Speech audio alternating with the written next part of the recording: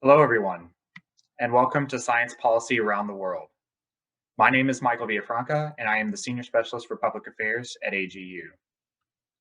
I'm also joined today by my colleague, Vice President of Public Affairs, Lexi Schultz, who will be moderating today's live Q&A discussion after the event's presentations conclude.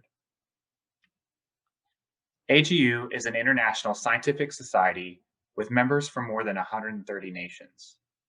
Around the globe, nations are facing multifaceted problems, some that are becoming increasingly complex over time. Problems such as those related to environmental sustainability, food and water security, and energy, just to name a few. And science has an important role to play that is not limited to just contributing to understanding the issues, but also to helping address them. The reliance of national governments on having access to the best scientific and technical information to help make decisions and develop policy solutions is growing, which is why we put together an amazing panel for you all today, who will be discussing some of the issues that their nations or global regions are currently facing, as well as some of the ways that scientists can get involved. And with that, I'd like to introduce you to our first speaker for the event, Dr. Chagun Basha. Dr. Basha is a founding member of the Science Policy Forum, a collaborative platform that facilitates stakeholder engagement in science, technology, and innovation policy, or STIP for short. He is closely involved in the making of India's fifth STIP this year. Dr. Basha currently works for the Office of Principal Scientific Advisor to the Government of India in STI data, policy, and diplomacy.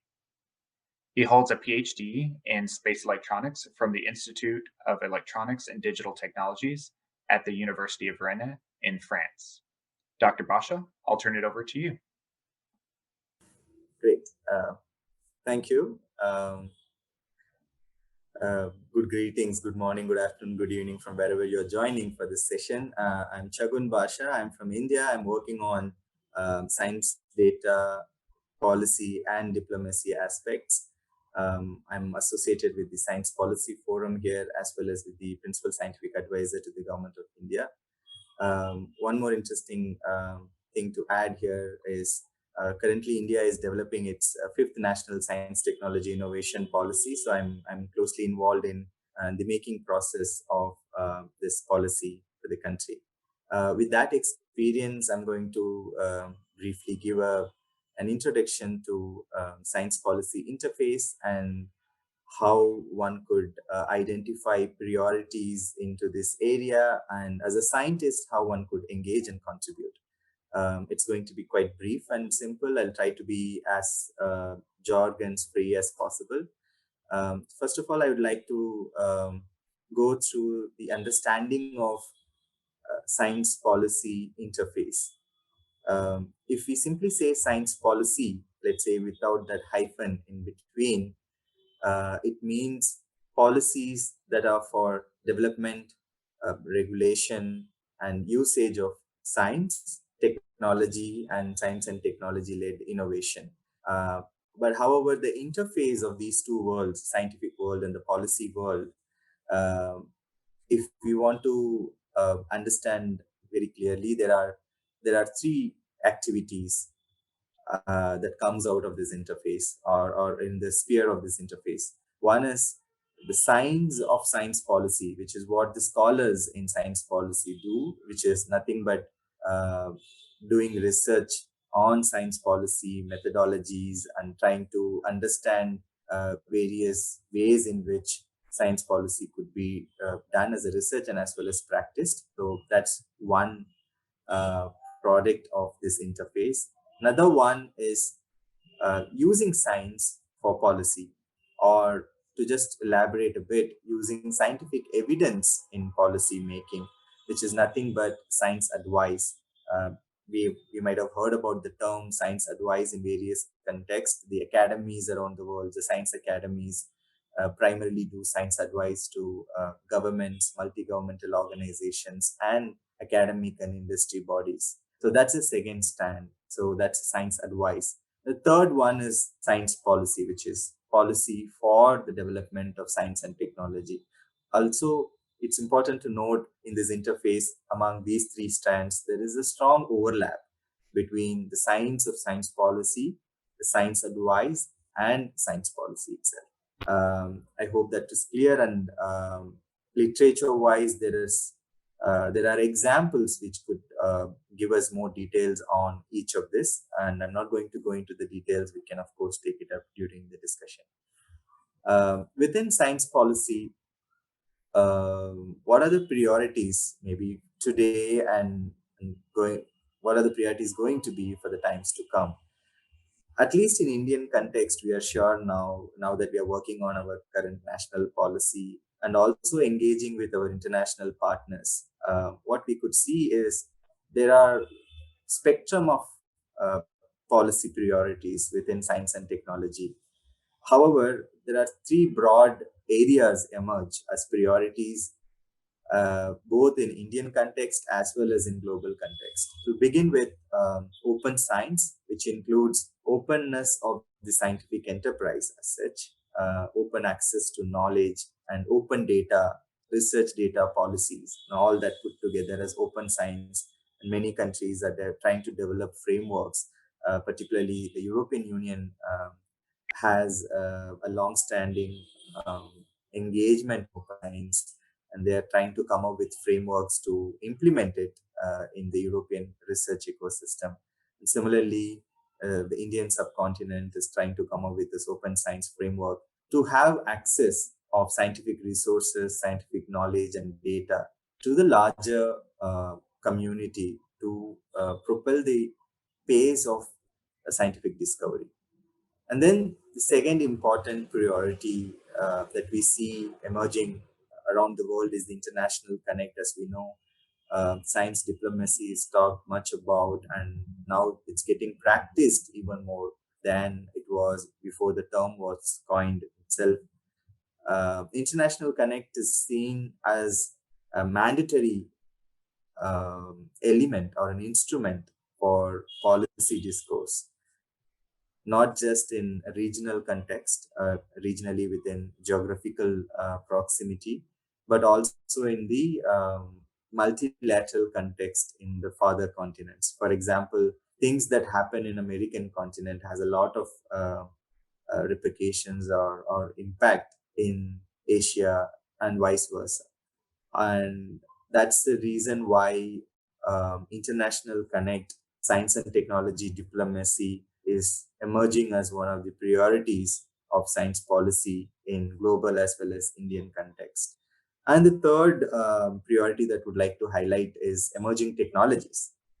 The technologies that are coming up now and that they are going to be used in the future or in the near future are going to have massive impact on the way scientific uh, communities organized or technology is developed, the usage of technology, dual use of technology, and the way the technologies are owned and standards and regulations are set for those technologies for their products and business uh, benefits, right?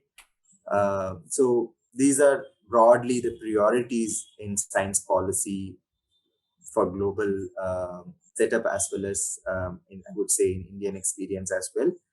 There are many, but of course, in my personal opinion, feel these are the three priority areas.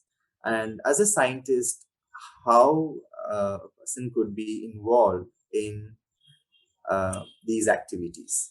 So this is pretty standard way in which it is happening in many advanced countries through fellowships. I think we know about the AAAS fellowship program in US, and European Commission also has a fellows program to induct scientists to help policy making and decision making at various levels. And in addition to that, being as a scientist, even without taking a fellowship, one could do an advocacy, that science advocacy. And that comes from a strong holding of the scientific understanding of a field.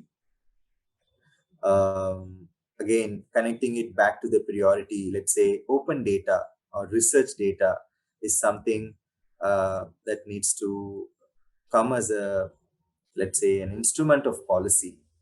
The scientists who are involved in that particular uh, data set, let's say in terms of creating that data set and also in terms of using that data set in their R&D activities, research and development activities, my, they would have much better understanding on how to use them and where to use them than a policymaker. And this is exactly where a scientist's involvement in policy areas, public policy areas, are needed.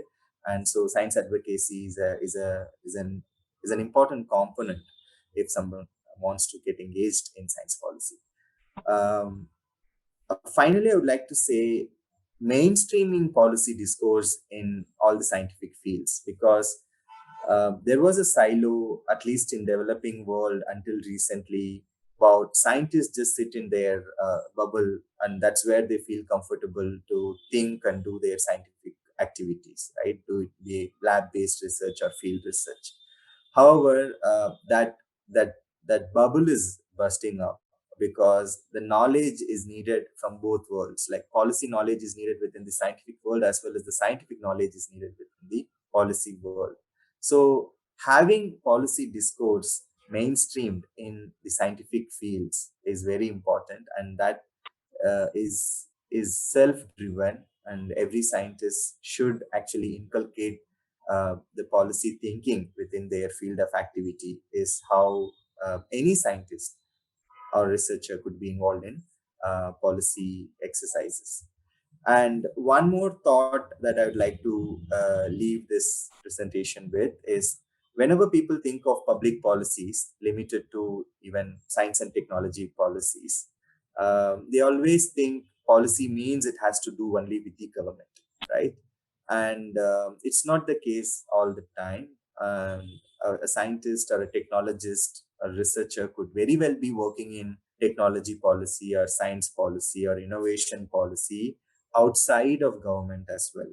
And that's another engagement stakeholdership, where scientists can directly be engaged in policy activities at the academic level, in universities, in research institutions, in research funding bodies, as well as scientists could directly be involved in policy levels in the industry level, where there are public policy units in multinational R&D centers to identify the regulatory affairs, intellectual property divisions of those multinational corporations and large R&D entities.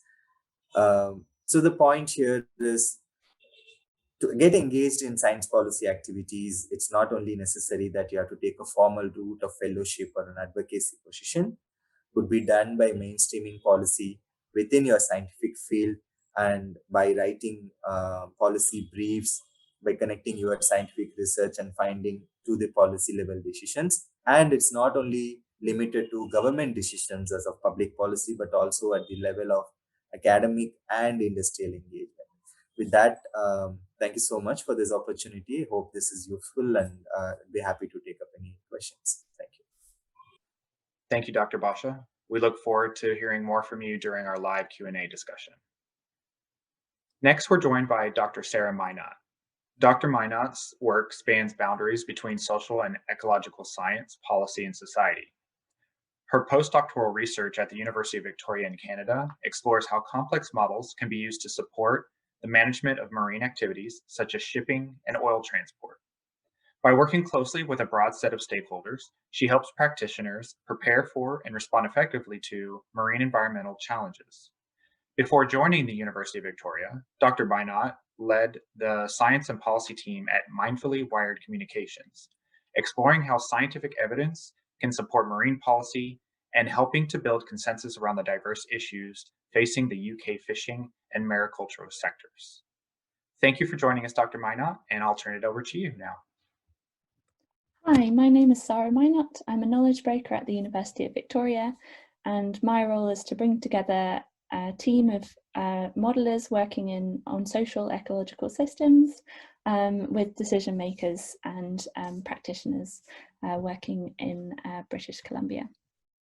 Today I'm going to be talking about some of the opportunities to engage with policymakers particularly when there's a current issue in public discourse that might relate to your expertise and your field of work.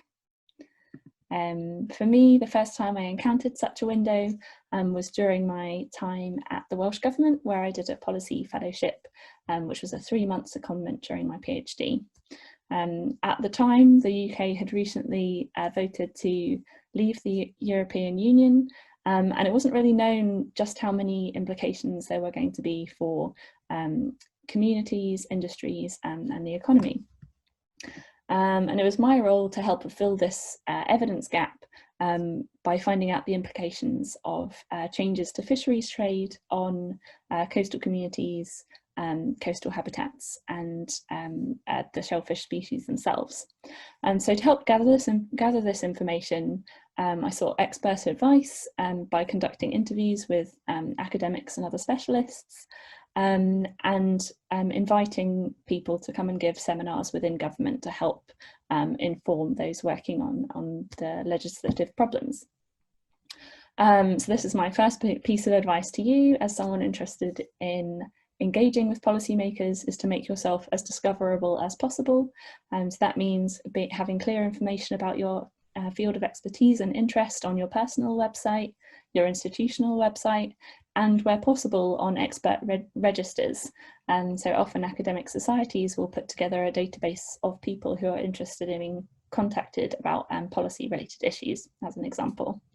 The latter, seminars, if there's an issue in current discourse and current affairs that you know aligns with your area of work, don't hesitate to offer to give a seminar to a sort of local council or national meeting, as I'm sure it will be well received. So in addition to seeking expert advice, there was also a lot of literature and data review going on, whether that was academic literature, grey literature, or otherwise.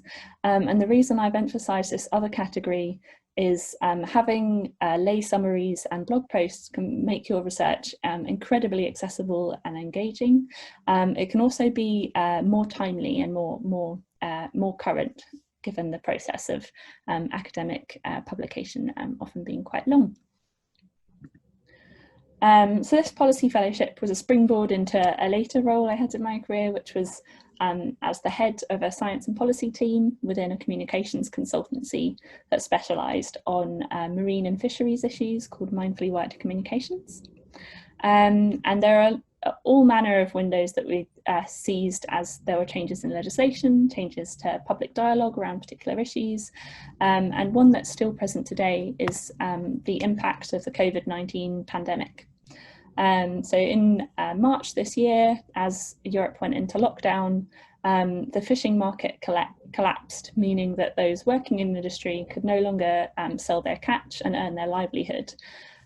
So in response to this, we created a dialogue between those working in the fishing industry and policymakers through hosting digital workshops, which brought together people from working across different sectors, across different parts of the country, to share their experience and how they were dealing with it to parliamentarians. And this helped parliamentarians understand the issues facing their constituents, as well as how they might leverage support, whether it's to do with financial well-being or otherwise, to help people get through this crisis. And this workshop format would work very well, not just for social issues, but also for academic subjects.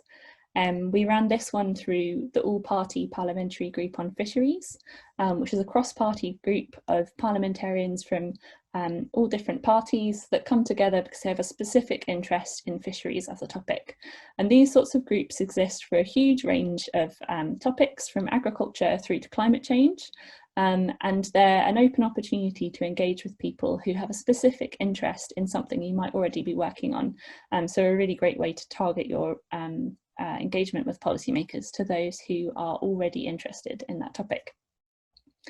Following the workshop, we wrote a series of policy briefs summarising key messages and take-home points to be used as reference material for those who attended, as well as a resource for those who are unable to make the meeting. These sorts of short policy briefs, generally between 1 and 4 pages long, are a really useful resource for policymakers and don't necessarily have to be related to a specific event. They could be a summary of current research within a particular field, whether that's the impact of invasive species on marinas or the impact of climate change on changing fish distributions and consequent economic impacts. The examples that I've been through so far have all been very much in a national context, but there's no need to work at a national level. You can start much closer to home. For starters, there's the opportunity to work with your local town or parish council. Often these councils are very under-resourced and have limited scientific capacity, and with that there's always a sort of welcome opportunity for our scientists to help share their work. As an example, a colleague of mine who's a specialist in air pollution and atmospheric science helped their local council make decisions around whether to have a car park being built in the centre of town or a park and ride facility by assessing the relative changes in air quality and particulates as a result of these developments. And that information fed into their urban planning alongside social and economic issues. You can also help support decisions at a regional level by contributing to county councils or provincial governments to help them implement new directives. And this can be through fulfilling evidence needs by researching relevant information and making that available and accessible through policy briefings, or helping conduct research activities by actually doing active monitoring on the ground around beach or water quality indices. I've already provided a couple of examples that operate at a national level, but something that can help you stay abreast of these issues is keeping up to date with current affairs to see what issues might align with your work as well as a policy need. Internationally, you're often working towards a longer term goal. The process is consequently a little bit slower, but can help feed into the context of larger research programs and funding bids. An example of this is the Ocean Decade, which is a 10 years of ocean science from 2021 onwards. And in preparation for this decade, there are a whole series of workshops and forums to help co-design the sorts of science that needs to be targeted over the course of the decade. And through these sorts of avenues, you can help influence what the sort of future science is that's needed and align it with areas that are relevant to you. So finally, I just want to leave you with a couple of key points. Firstly, keep abreast of current affairs to find opportunities where your work might align with a policy interest. Secondly, engage at a level that suits you, both your work and your personal comfort level, whether that's working locally, regionally, nationally, or otherwise. And finally, as you start to build connections with policy makers, make sure that you stay in touch, as you never know when the next window of opportunity might arise. That was wonderful. Thank you, Dr. Mynott. For our final presentation, we're joined by Dr. Richard Glover. Dr. Glover is currently a program specialist in the biological sciences at the International Science Council Regional Office for Africa in South Africa. As a program specialist and science manager, he is instrumental in the implementation of the biological science-related components of the office's programs and activities. Dr. Glover also doubles as the regional program officer of the Africa Chapter of the International Network for Government Science Advice, for which the International Science Council Regional Office of Africa serves as Secretariat. He was educated at the University of Science and Technology and the Kwame Nkrumah University of Science and Technology in Kumasi, Ghana. Welcome, Dr. Glover. I'll turn it over to you now. My name is Dr. Richard L.K. Glover. I am a program specialist with the International Science Council Regional Office for Africa, and I also double as the regional program officer for INGSA Africa. INGSA stands for the International Network for Government Science Advice, and we have the African chapter, which is hosted by my office, and I work as a regional program officer. I wish to share some perspectives of the African science policy landscape as part of the Science Policy Around the World program that is run by the 2020 AGU4 meeting, which is taking place on Wednesday, December 9, 2020. I'd like to put out 3 main points. The first one is that Africa has a yawning gap in translating science into policy for socioeconomic development. The second perspective is that there is a need to increase evidence-informed understanding and decision-making at all levels of public policy, discussion, and action. And the third is approaches in providing science advice, which should cut across all disciplines and levels, should be coordinated. Now, looking at the first perspective that I mentioned, in Africa, we have splinter efforts that are made at harnessing science for the socioeconomic development of the continent. We can talk of examples like what was started by the late Professor Callistus Juma, which culminated into the APET. APET means the African Union High-Level Panel on Emerging Technologies, and then the Callistus Juma Executive Dialogue, which is run by the African Union Development Agency, NEPAD. We also have the African Union CISA 2024. CISA stands for Science, Technology, Innovation for Africa. And that is a program that has been adopted by the AU. Another one is the INCSA. I mentioned the INCSA earlier. And we have the Africa chapter. And then we also have the Academies of Science in Africa, who are variously involved in science policy work across the continent. For the second point, there's the need to increase evidence-informed understanding and decision-making at all levels of public policy, discourse, and action. The belief is that provided with scientific evidence, governments will make good policy decisions. For instance, we can talk about the COVID-19 epidemic, where all over the world, policy decisions ranging from medical to economics, epidemiology to engineering, social science to public health, etc., were all based on science, evidence that has been provided by scientists. We also have work that is being done by the African Observatory for Science, Technology, and Innovation, IOST, which is based in Malabo, Equatorial Guinea in Africa.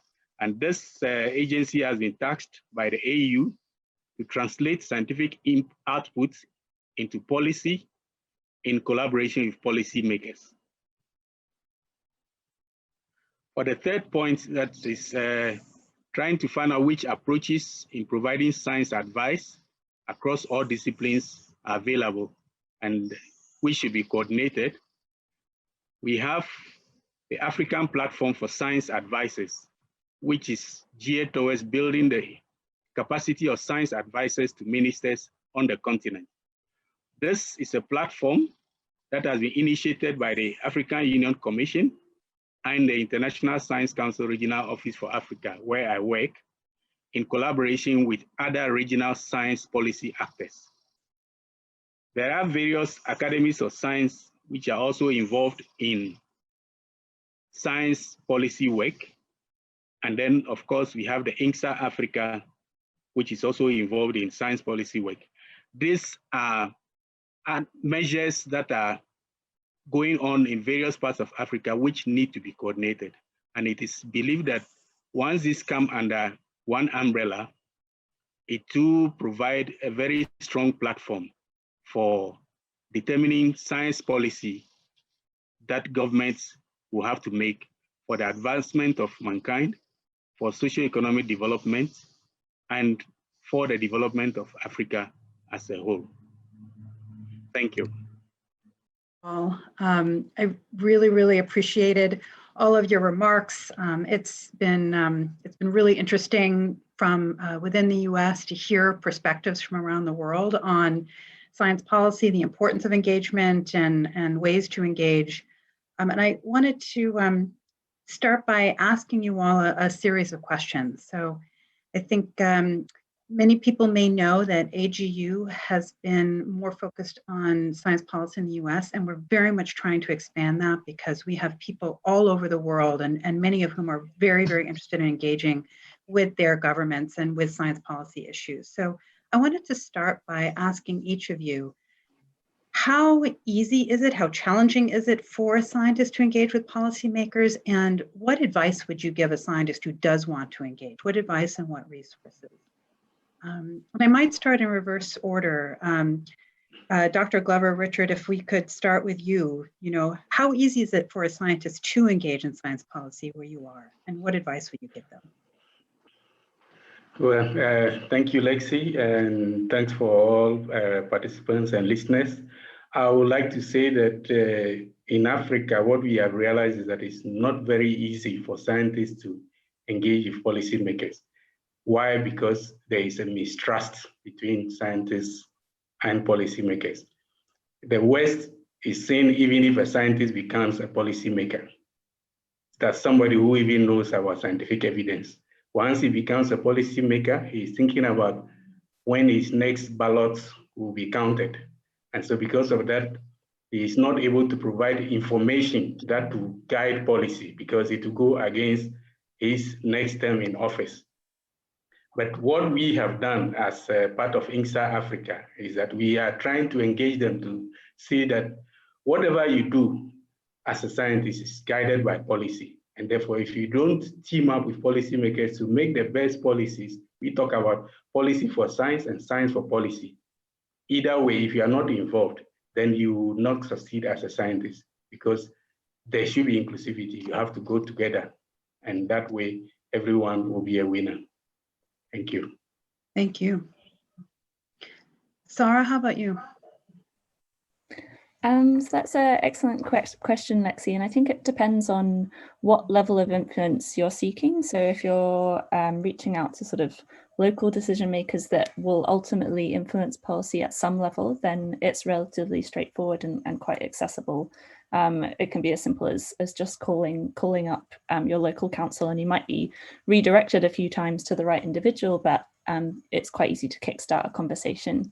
And then at the other end of the spectrum, you have people directly involved in policy making, and that requires a lot more standing, a lot more sort of slowly built up trust and established relationships, sort of touching on some of the things that Richard identified.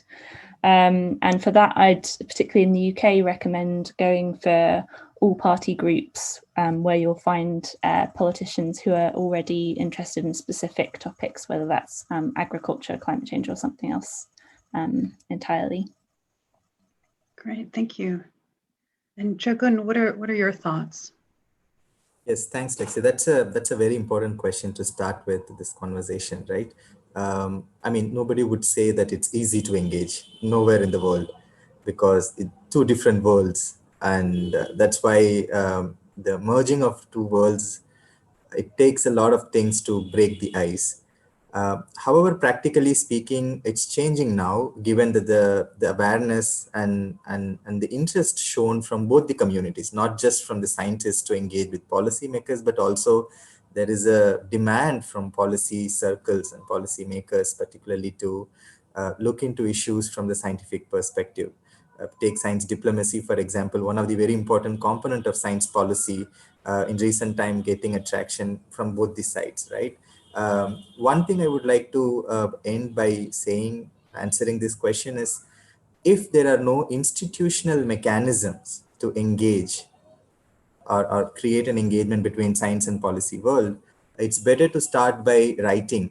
As a scientist, mainstream scientific writing, in addition to doing that, 20%, 10% time a scientist could dedicate writing on policy issues related to their scientific field. So that way it becomes easier to create institutional mechanisms to connect with policy. Yeah, thank you. That's an excellent point. And that leads me to another question that was actually something that that I thought about when Sara was talking about the 1 to 4 page policy briefs. And that's a skill set that's also very important in the US. And you mentioned writing as well, Chagun. So I was going to ask each of you, what are some of the skills that scientists should be thinking about developing in order to engage with policy? And, you know, from any perspective and at any level. Richard, starting again with you, what do you think scientists should develop as a skill set in order to engage with policymakers? Yeah, thank you. I would just give again an example of what we are doing at the International Network for Government Science Advice, the Africa chapter. We think, from what I've said earlier on, that we should come down from that high level as scientists. And then whatever information we have, we should break it down, knowing very well that policymakers, if they are not scientists, they need that simple language where they would understand. For instance, if you have a research finding which you want to present to a policymaker, he hasn't got enough time. So when you get to his office, you have something just very brief that's talking about policy briefs. Just tell him, this is it, and this is what will come out of it. Don't go and start giving literature review and discussion and all this, because he has to go to the next meeting. So scientists should reduce their findings into simple language that will be understood by policymakers. Even, I mentioned earlier that even scientists who become policymakers, once they get there, they don't listen to science again. So you will still have to get them to get the information that you have very short, precise, and very comprehensive. That way, we'll get somewhere. Excellent point. Sara, anything to add to that? Yeah, so I think in addition to concision and clarity is kind of tailoring the language to whatever it is that's of current interest to who it is you're targeting. So presumably, if you're reaching a high-level policymaker, you'll know, you know, their area of interest and area of work, perhaps who their constituents are, what the current issues are that they're facing, whether they're economic or social or something else entirely, and sort of tailoring your language to kind of speak to some of those points and weaving your message into something that is relevant to what they're doing, so that it's really, really clear just how relevant that evidence is. That can be really helpful. And building on from writing a little bit, as well as speaking really concisely, whether that's pitching your work in a short space of time, if you have a serendipitous opportunity to chat to someone in policy making, or if you're delivering a presentation, coming across with that sort of clear, confident message that kind of helps build that initial trust. Fabulous. Chagun, is there anything, you know, that you would add from your perspective, or anything particular to India? I would just like to add, because Sara and Richard have covered almost what is really needed in communicating evidence and scientific evidence to policy. Just to give a pinch of spice to it, unconsciously or consciously, when the scientific community try to engage with policymakers, be it at any level, there is a notion of them versus us in the writings, in the tone, the way we talk and everything.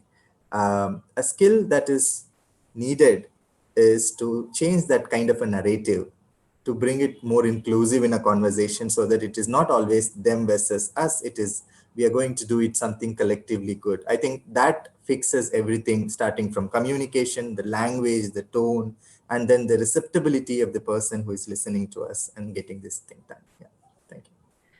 You know, that's a really good point. And actually, one of the audience members had a question specifically for you, but I think it applies to everyone. And the question was about, do policymakers really listen to scientists, especially if there are competing interests? You know, the question was about industrial communities, but I would say there are many, many interests that policymakers have to take into account. So do you think that policymakers listen to scientists? I mean, if I want to be here working, I would just simply have to say yes, nothing more than that. But given the interest of this conversation, I would go a little further, expand the question. It is not an interest of a scientific community or a researcher's interest versus an industrial interest, right? There are many, like you said. economic interest, political interest, and other forms of interest, religious interest in some countries and some continents. So these are conflicting ideas that coexist in any given geographical location. So within this boundary condition, the acceptability of researchers' voice varies. And we may not be able to get a very direct answer to such questions, but only thing we can say is more and more we have to push for reasoning, no matter which ideological thinking that we are trying to debate with. Yeah, that's a great point. Richard, what would you say? Yeah, I would also agree that politicians, yes, policymakers, they listen to scientists. But then if we liken it to even in our homes, if you want to talk to your child, no matter how good what you want to say, the way you present it will elicit a particular answer. So once we go in as scientists and we think that we know it all, then the policymaker I mean, he or she has said it all right, but the attitude, the way you came in, can determine how the response will be. So what we know is that science must inform policy, but not to make policy. Science must inform policy, but not to make policy. If we can do that, I think we'll get cooperation from both sides. Thank you. Sara, do you have anything to add to that?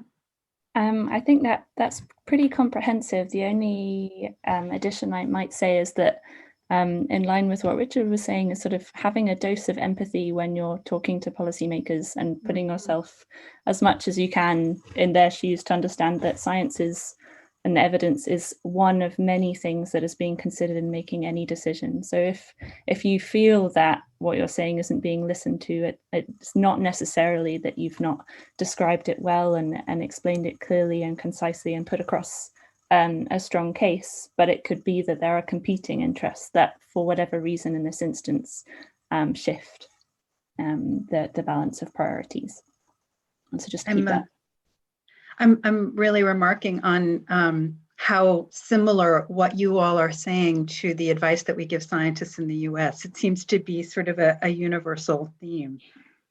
And I wanted to switch gears just a little bit and ask you about some of this kind of specifics around science policy topics. And to this end, there are kind of two questions I have for all of you. One is, what are the policy issues that involve science that are really most discussed at the moment locally for you? You know, in the US, climate change is certainly one of them, but I'm really curious to know what it is for each of you. And let's start there.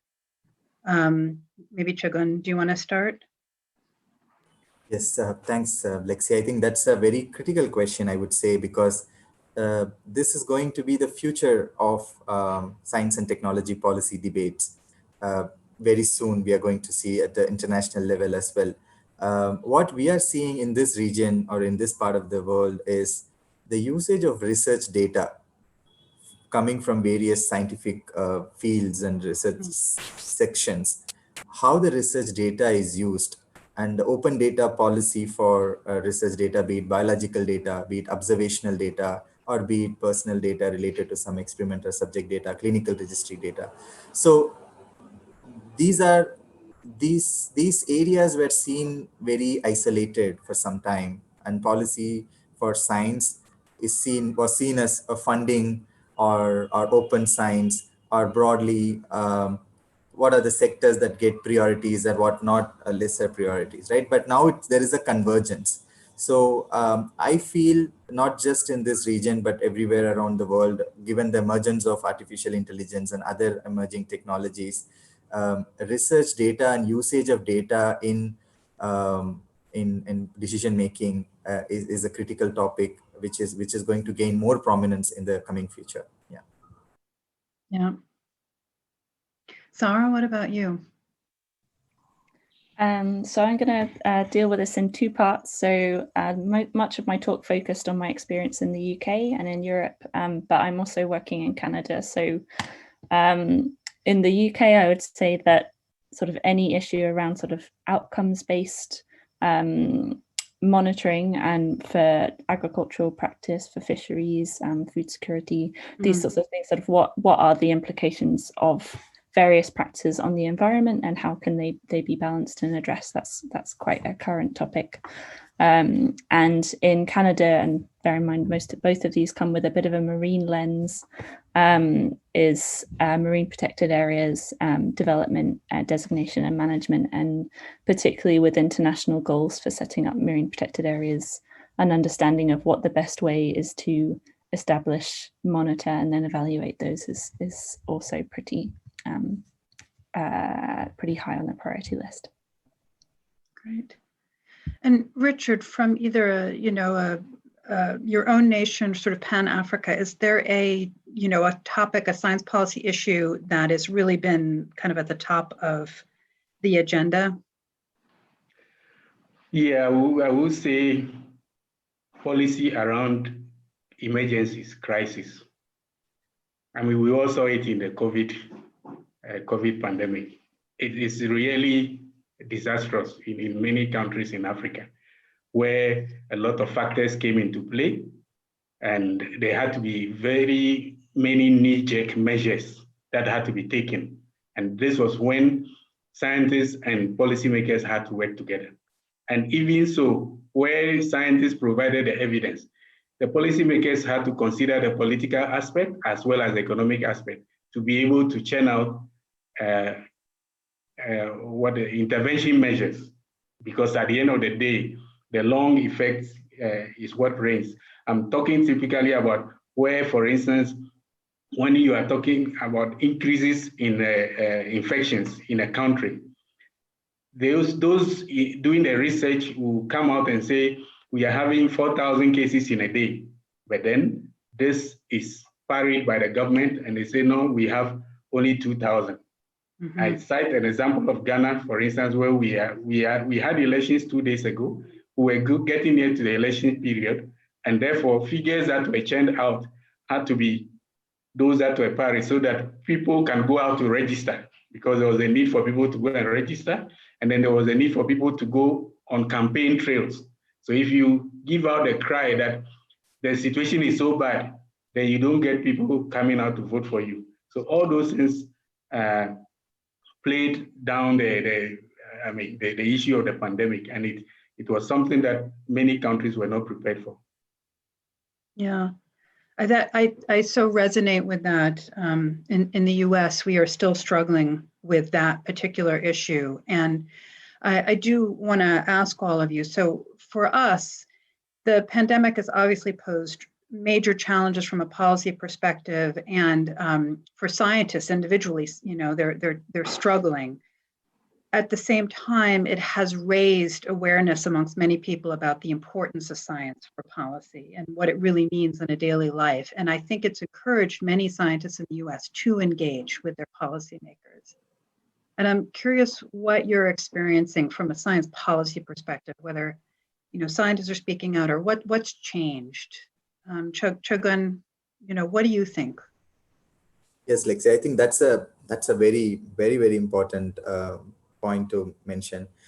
The way that we have seen, usually scientists are comfortable sitting in their bench rooms, dark rooms, and they don't want to many a times interact with the outside world. Majority of them, that's how even scientists were portrayed in historic literature and context also.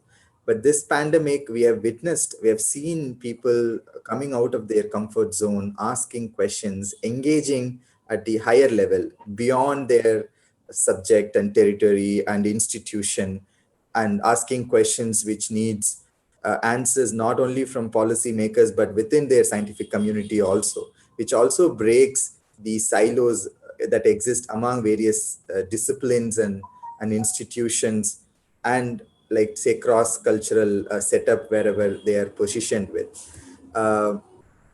This tells us a paradigm shift, or this gives us a way to actually go through a shift in narrative that no longer scientists can stay just within their scientific field, just by publishing their research and like getting promotions and tenures based on their work that they're doing based within their scientific field, right?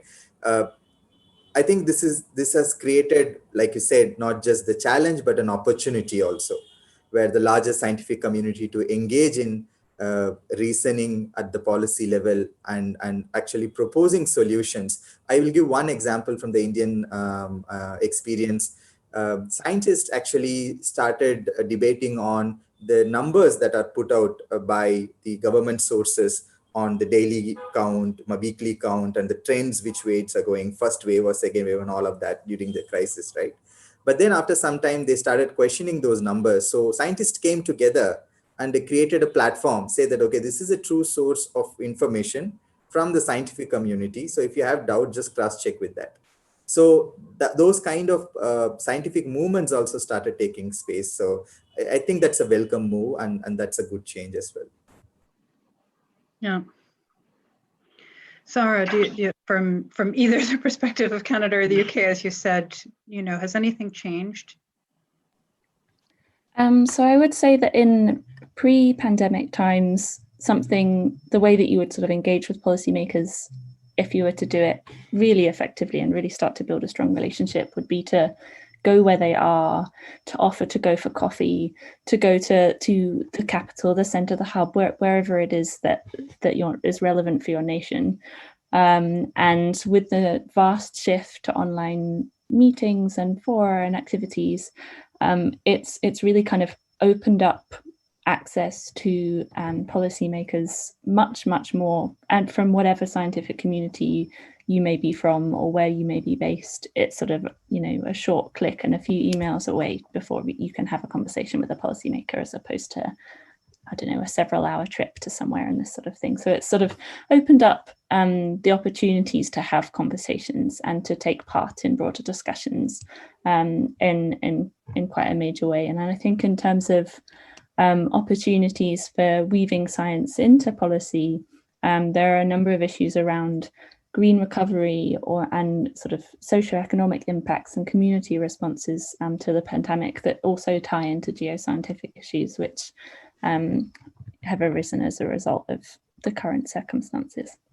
Yeah, and Richard, you were talking about sort of the importance of science within the pandemic. Do you think that scientists are more willing to engage, or has it posed kind of additional challenges for scientists to actually engage with policymakers because of the pandemic? Yeah, I think scientists are now more willing to engage than before. What we realized was that, COVID was no respecter of persons, whether you are a scientist or a policymaker. Once it gets you, you are gone. So if you have the information, you keep it up your sleeve. When you get it, that's the end of you. So everyone was coming out to give out the information. On the side of the policymakers, if you you might know that the AU agreed that every African nation to aspire towards putting aside 1% of their GDP for R&D. But this has not been met by so many countries. But surprisingly, in this COVID era, money was being found from different places for research, buying PPEs, education of people on how to keep safe, and so on and so forth. So it was wonderful. Everyone had to get on board. So that's for Africa, because our life depended on it. Fortunately, we have not been able to come out with any vaccines as at now. But even if you look at outside Africa, ethics have been brought a bit lower. Before you develop a vaccine, we know that it takes more than a year. But what is happening now, we already have vaccines 1 year within the pandemic period, because we realize that it's no longer feasible to say that we have to wait for 2 years. By the time 2 years comes, most of the people are gone. Now, funding, if you are a researcher, you apply for funding, it can take 6 months to 1 year before the funding is approved. But what do we see? There have been shortened periods where funds have been made available for research to be done. And then the kind of research that has to be done just to make sure that the right information is let out there.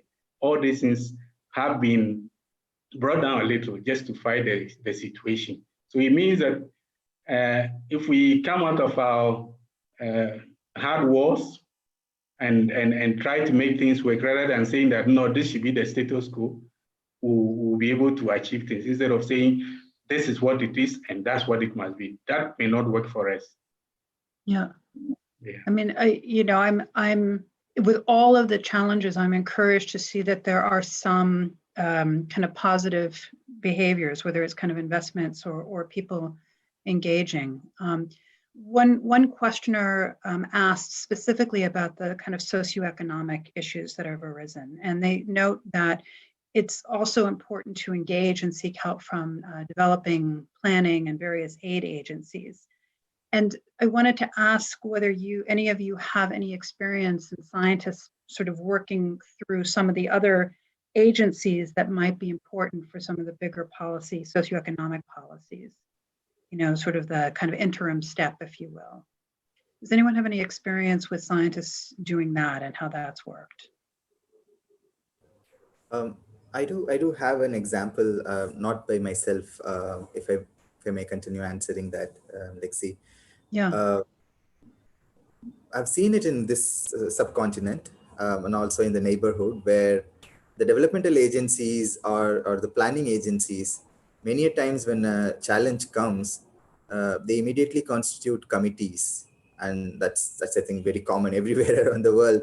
And they bring in scientists immediately on board, and they say like, okay, can you contribute to this committee? And then when you put out a plan and they continue taking it up and go till the policy to program translational level.